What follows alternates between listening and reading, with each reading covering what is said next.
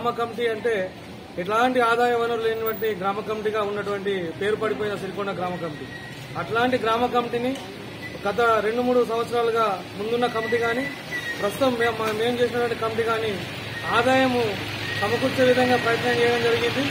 అలాగే రానున్న కమిటీ కూడా సిరికొండ గ్రామ కమిటీకి ఆదాయ వనరులు సమకూర్చాలా, గ్రామ ప్రజలు ఇలాంటి కార్యక్రమాలకు గ్రామ ప్రజల సహకారం కూడా ఉండాలని చెప్పి కోరడం జరుగుతుంది.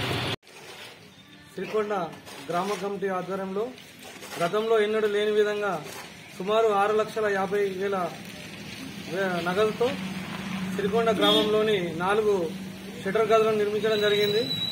దీనంతటికీ సిరికొండ కుల సంఘాల సభ్యులు, గ్రామ ప్రజల సహకారంతో ఈ కార్యక్రమాన్ని మేము దిగ్విజయంగా విజయవంతంగా చేయడం జరిగింది.